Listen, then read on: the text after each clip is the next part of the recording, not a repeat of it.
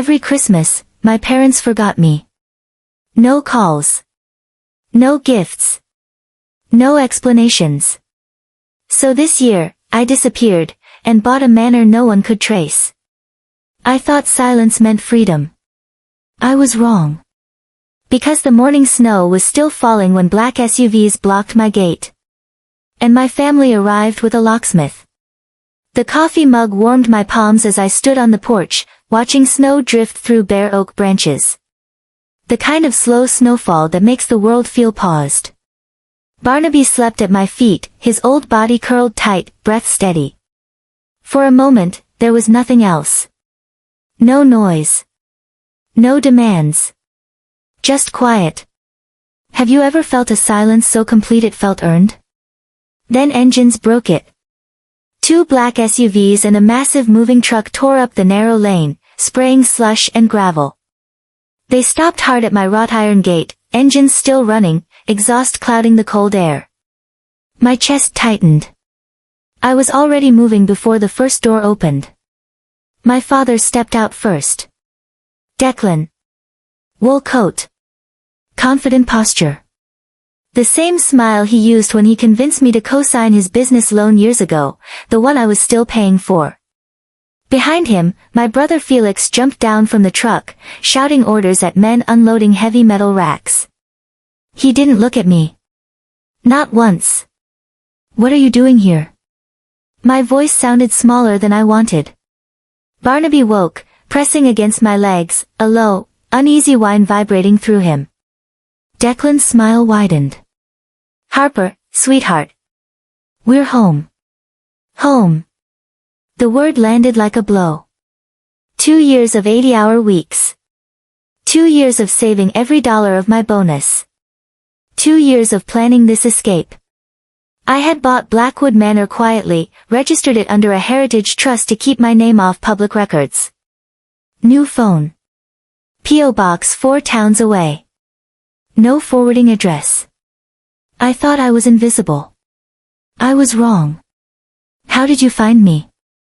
I asked, gripping the cold iron bars of the gate.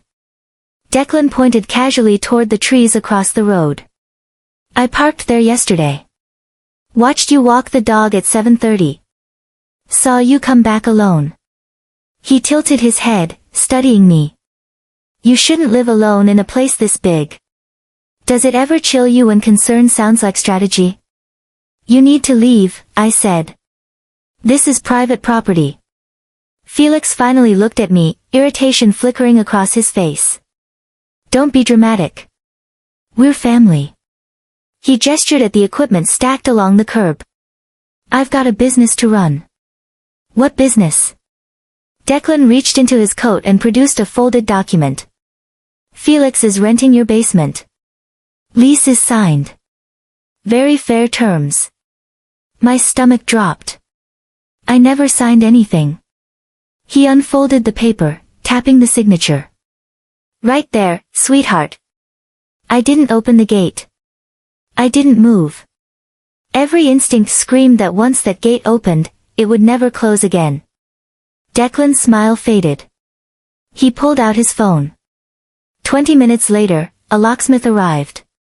I watched from behind the bars as my father's shoulders slumped, his voice softening. I live here, he said loudly enough for me to hear. My daughter's having a mental health episode. She locked herself inside. The locksmith glanced at me. At them. At the matching last name on the ID. Sir, don't you dare, I shouted. He's lying. The drill screamed against metal. The sound snapped something in Barnaby. He began barking, deep, panicked, desperate. Loud machinery always terrified him. He'd come from a shelter, scars on his back no one ever explained. Felix lost patience. He moved fast, climbing the fence where the iron dipped low behind the bushes. He landed inside my yard before I could react. Barnaby lunged, trembling with effort, loyalty fighting fear. Felix's boot came down hard. Barnaby yelped, a sharp, broken sound, and scrambled away. I screamed his name. In that moment of chaos, Felix reached the inner latch and twisted it. The gate swung open. Barnaby bolted straight onto the road. I didn't think. I ran. By the time I reached him, shaking, hurt, pressed into a snowbank, their vehicles were already rolling through my gate, claiming the driveway as if it had always been theirs. Can you imagine watching your safe place turn hostile in minutes? When I carried Barnaby back, Declan stood blocking my front door, leash in hand, like a shield. Heavy equipment scraped across my floors behind him. Let's talk reasonably, he said. Get out, I whispered. All of you. He smoothed the paper against the doorframe. It's legal. That was the moment I understood. This wasn't about family. It was about control. And the law, I was about to learn, doesn't always protect the truth, only what looks official. And just when I thought it couldn't get worse, the police arrived. The sheriff arrived 30 minutes later, gravel crunching beneath his tires as his cruiser rolled up the drive. By then, my arms were shaking from holding Barnaby's collar, trying to keep him still as his body trembled with pain and fear. Snow melted off my coat and pooled on the hardwood floors I had spent months restoring. Have you ever noticed how quickly a home can stop feeling like yours? Sheriff Brody stepped inside, calm, careful. A man used to domestic disputes, to stories that never matched. His eyes moved from me to my father, who had positioned himself in the foyer like he belonged there. Sir, the sheriff said, do you live here?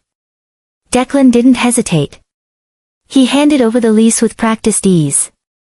My son rents the basement. Everything's in order. The sheriff studied the document. The signature. The notary stamp. Then he looked at me. Miss Lawson, is this your signature?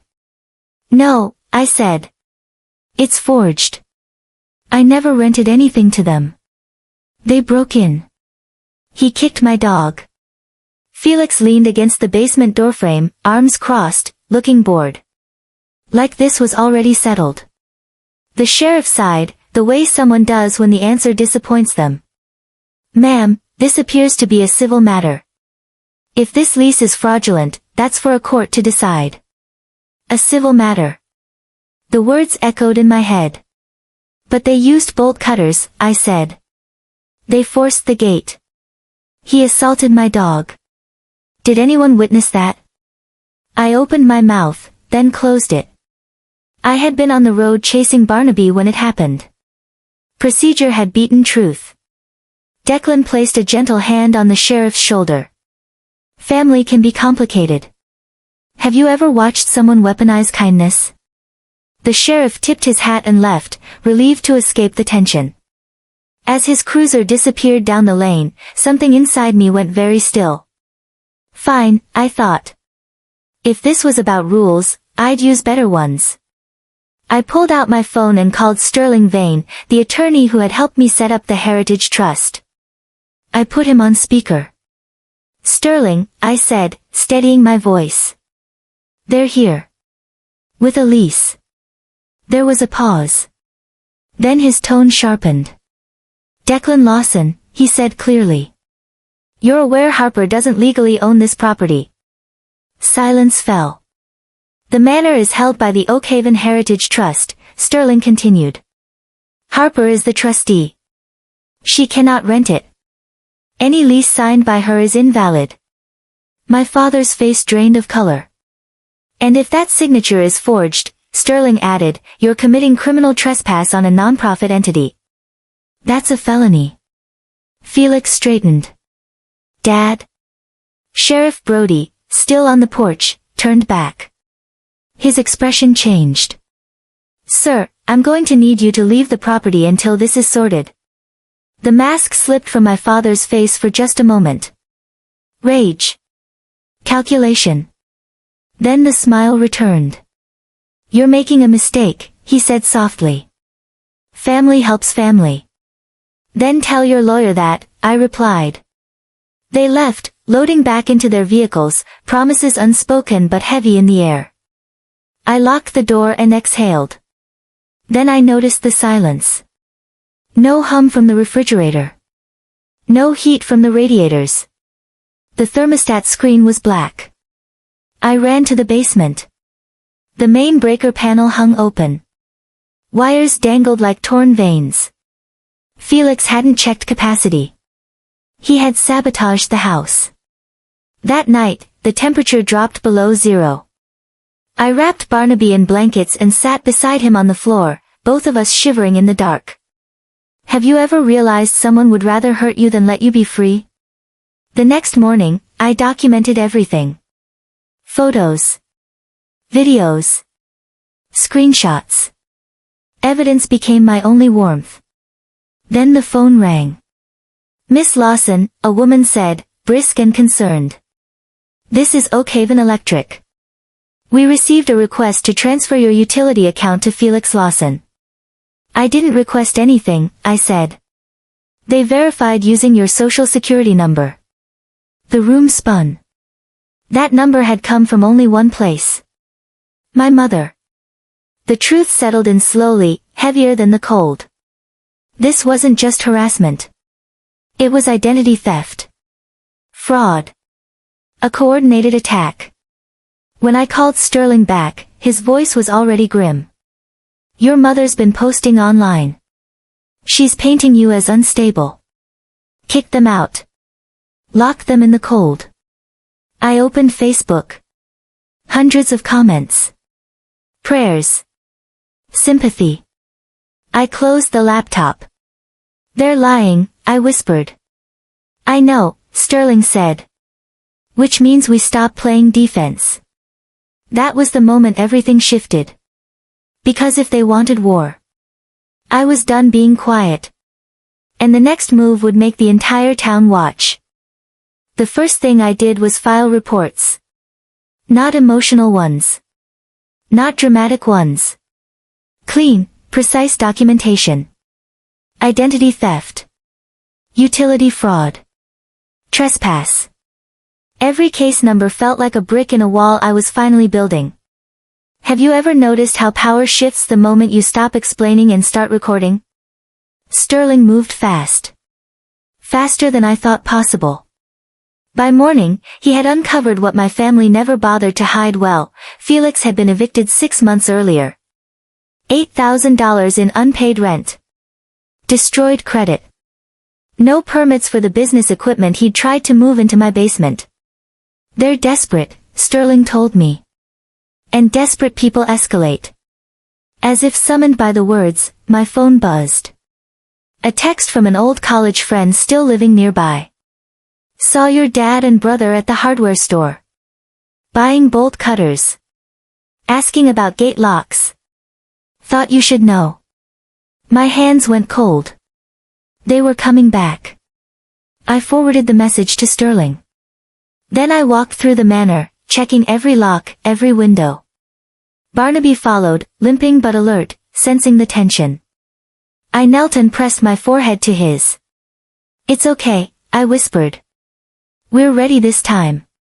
But readiness needed witnesses. That afternoon, Sterling filed an emergency complaint with the Oakhaven Zoning Board. Felix's business wasn't legal in a historic residential district. Not even close. The meeting happened the next morning. Virtual. Public record. I sat wrapped in blankets, laptop balanced on my knees, watching the board members' faces harden as Sterling laid out the facts. Crypto mining equipment, he said calmly, in a Class A historic property. No permits. No approval. Industrial electrical demands. One of the board members leaned forward. Is Mr. Lawson present? Silence. The chair didn't wait. Emergency cease and desist approved. Any attempt to operate will result in fines and criminal enforcement. Just like that, Felix's plan collapsed. Can you imagine realizing your lies don't survive daylight? By evening, the fallout hit. Felix's girlfriend posted frantic videos online, cards declined, motel eviction, blaming me for everything. I saved every clip. Then I made a different call. Linda Mercer. Local journalist. Fair. Careful. Respected. I sent her the evidence. The zoning order. The police reports. The eviction records. She replied within 2 hours. I'd like to speak with you on the record. The article went live the next morning. The tone shifted overnight. Sympathy drained. Questions surfaced. The story changed. But my family didn't retreat. They watched. That night, I saw my father's SUV idling at the end of the drive, headlights off. 10 minutes. Then gone. Reconnaissance. I called Chase, the archaeologist who'd been helping restore the garden. I need help securing the gate, I said. Tonight. He didn't ask questions. He showed up with tools, breath fogging in the cold, reinforcing the iron from the inside. You don't have to do this alone, he said quietly. Those words stayed with me. By the time New Year's Eve arrived, the house was warm again. Repairs done. But the front remained dark. Curtains drawn. Silent. Invitations had gone out. Carefully. Quietly. Town officials. Preservation donors. The mayor. The sheriff, off duty, but aware. Have you ever set a trap not out of revenge, but necessity? At 11:45 p.m., I saw them. 2 vehicles. Lights off. 3 figures. Phones recording. Felix carried bolt cutters. This is it, his girlfriend whispered into her live stream. Justice. They cut the lock. Kicked the gate open. Stormed the front door. The third kick broke it. Felix burst inside, and stopped. Warm light flooded the entryway. Music. Voices. 30 people turned to stare. The mayor. The Historical Society president. Sheriff Brody. And cameras, still rolling. Felix froze. Sheriff Brody stepped forward calmly. Felix Lawson, you're under arrest. The handcuffs came out. So did the truth. Breaking and entering. Trespass. Fraud. Identity theft. Animal cruelty. My father tried to speak. The sheriff shook his head. You too, sir. I stood on the staircase, watching everything collapse under its own weight. Have you ever seen lies die in real time? Outside, blue lights painted the snow. Inside, silence returned, but this time, it was mine. And for the first time, I knew the siege was over. Spring came quietly to Oakhaven. Not all at once. Not dramatically. Just small signs at first, snow melting into dark soil, buds pressing against bare branches, light staying a little longer each evening. Blackwood Manor breathed again, no longer a fortress, no longer a battleground. Just a home. I sat in the garden with a cup of tea, reviewing restoration notes on my laptop.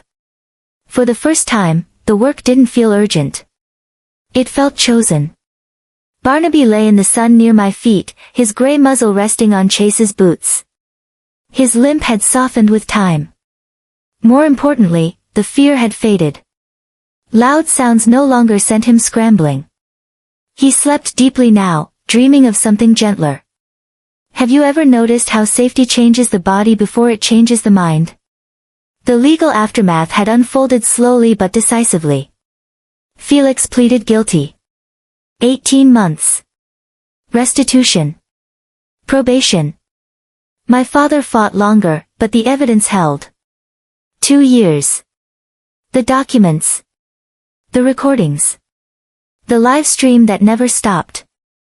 My mother was never charged. She claimed she didn't know. That she was only helping her son. The law couldn't prove otherwise. But she stopped calling. The silence from her was heavier than any apology could have been. I blocked the number anyway. Some doors don't need closure. They just need to stay closed. The brass plaque on the gate caught the sunlight as Chase stood to stretch his back. Property of the Oakhaven Heritage Trust. By invitation only. I had it installed after the trials ended. Not as a warning, but as a boundary. Chase brushed dirt from a pottery fragment he'd found near the old garden wall. Late 19th century, he murmured. They threw everything into the flower beds back then. I smiled. Future-proofing their mess.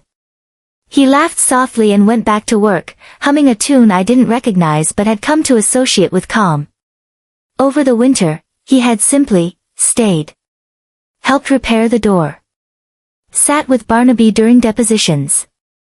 Brought coffee without asking questions.